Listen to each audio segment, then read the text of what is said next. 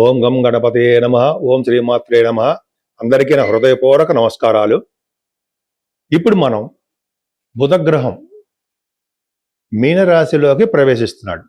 అంటే బుధుడు మీనరాశిలో ప్రవేశము 11th ఏప్రిల్ 2026 నుండి 30th ఏప్రిల్ 2026 వరకు ఉంటాడు. అంటే 11 ఏప్రిల్ నుంచి మీనరాశిలోకి నీచ స్థితిలోకి వెళుతున్నాడు. సో ఈ నీచ స్థితిలో ఉండడం వలన మేషరాశి నుండి మీనరాశి వారి వరకు కూడా, అంటే 12 రాశుల వారికి ఈ బుధుడు నీచ స్థితిలో ఉండడం వలన వచ్చే ఫలితాలు ఎలా ఉండబోతున్నాయో ఇప్పుడు మనం తెలుసుకుందాం. తులారాశికి బుధుడు 9th house lord 12th house lord అయ్యాడు. అంటే భాగ్యాధిపతి వ్యయాధిపతి అవడం వలన, 6వ భావంలో ఉండడం వలన, కొద్దిగా నీచ స్థితిలో కూడా ఉండడం వలన కూడా బుధుడు వలన అది అవేమీ మీకు కలిసి రాదండి కొద్ది రోజుల పాటు.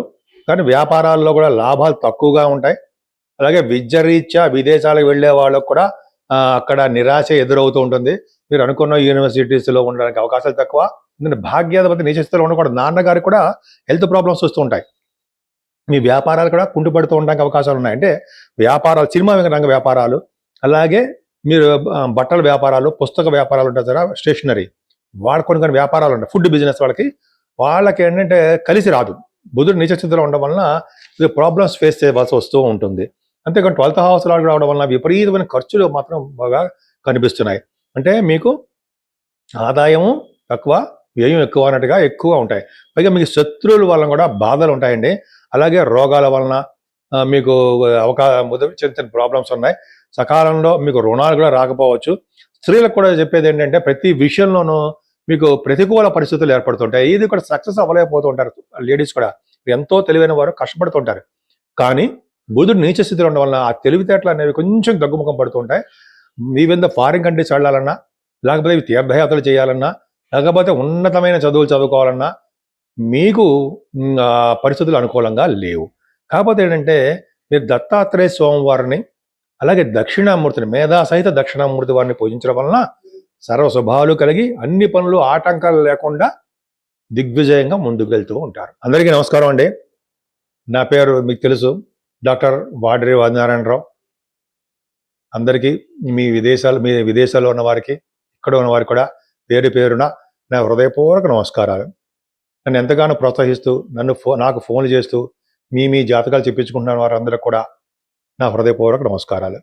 అంతేకాదండి, మీ జాతకాలు చెప్పించుకోవాలనుకుంటే మీ జాతకాలే కాదండి, మీ ఫ్రెండ్స్ సర్కిల్, మీ వాళ్ళు కానీ, మీ చుట్టాలు కానీ, మీ కుటుంబంలో వారికి ఎవరికైనా సరే జాతకాలు చెప్పించుకోవాలనుకుంటే, జాతకాలు అంటే మనకు తెలుసు, అంటే వివాహం అవ్వట్లేదనో, ఉద్యోగాలు రావట్లేదనో, లేకపోతే మనకి చిల్డ్రన్ విషయంలో కానీ, అలాగే అనేక రకాలుగా సమస్యలు ఉంటాయండి. ఇవన్నీ కూడా జాతకంలో కూడా ప్రస్ఫుటంగా మనకి అవకాశాలు ఉంటాయి. ఎందుకంటే డిగ్రీస్లో చూస్తూ ఏ దశలు జరుగుతాయో చూసుకుంటూ అది చెప్పడం ఈజీగా చెప్పచ్చండి. నేను చెప్తుంటాను. ఎందుకంటే 36 years ఎక్స్పీరియన్స్ కూడా ఉంది. అంత అద్భుతమైన ఎక్స్పీరియన్స్ ఉన్నది మాత్రాన అద్భుతం అని చెప్పి మనం అనుకోకూడదు. బట్ చెప్పగలను జాతకాలు. కాబట్టి మీరు మీ జాతకాలు తెలుసుకోవాలనుకుంటే మీ date of birth, time of birth, place of birth, 3 చాలండి. ఒకవేళ లేకపోతే ఎట్లా, మీరు అడిగిన టైం ప్రకారము అది వేయచ్చండి. ప్రశ్నాశాస్త్రం అంటాం. మీరు గబుకొని అడిగే, సార్ నాకు టైమ్ ఆఫ్ బర్త్ లేదు, మీరు చెప్పగలరా అని కనీసం మీ పుట్టిన ఇయర్ అది ఉంటే అంటే చెప్పచ్చు. సో అది పెద్ద ప్రాబ్లం కాదు. కానీ బట్ ఉంటే, టైమ్ ఆఫ్ బర్త్ ఉంటేనండి, పుట్టిన టైం ఉంటే కరెక్ట్గా మనం ప్రిడిక్షన్ చేయడానికి పలానా టైంలో ఉద్యోగం వస్తుందనో, పలానా మంత్లో మీకు పెళ్ళిళ్ళు అవుతాయనో, పలానా ఇయర్లో కానీ అది మంత్లో కానీ ఫారిన్ కంట్రీస్ వెళ్తారని చెప్పచ్చు. నేను చాలామంది జరిగింది కూడా. మీకు వీడియోస్ కావాలని పెట్టమని పెడతా కూడా. సరే, పక్క పెడదామండి. అంతేకాకుండా వాస్తు సంబంధించిన విషయాలు మీకు ఏమైనా డౌట్లు ఉన్నా, ఏమైనా మీకు అడగాలనుకున్నా కూడా మీరు వాస్తు సలహాలు కూడా నేను ఇస్తానండి. వాస్తులో కూడా నేను ఆస్ట్రాలజీ అండ్ వాస్తులో కూడా నేను చేశాను. 26 సంవత్సరాల కాల నాకు డాక్టరేట్ చేయాలని, అలాగే భగవంతు దయ వల్ల వచ్చింది. పక్క పెడదామండి. సో మీ జాతకాలు చెప్పించుకోవాలనుకుంటే తప్పకుండా మన ఆది ఆస్ట్రాలజీని మీకు ఫోన్ చేయండి. కింద స్క్రోల్ అవుతుంది. ఇలా నేను షూటింగ్స్లో ఉన్నప్పుడు కానీ, జర్నీస్లో ఉన్నప్పుడు కానీ, మీకు పర్సనల్ పనులు ఉన్నప్పుడు కానీ నేను గబుక్కని మీకు ఫోన్ లిఫ్ట్ చేయలేకపోవచ్చు. నేనే పర్సనల్గా మీతో మాట్లాడతాను. కాబట్టి మీరు వాట్సాప్లో మెసేజ్లు పెట్టేయండి. నేను తప్పకుండా చూసి నేను మీతో మాట్లాడతాను. మీ జాతకాలకు సంబంధించిన పరిష్కార మార్గాలు ఏ విధంగా చేస్తే బాగుంటుంది అదన్నీ చెప్తాను. అంటే లక్షలు లక్షలు ఖర్చు పెట్టించేమని చెప్పి ఏమాత్రం చెప్పను. నెగిటివ్ థాట్స్ కూడా అసలు ఉండవు.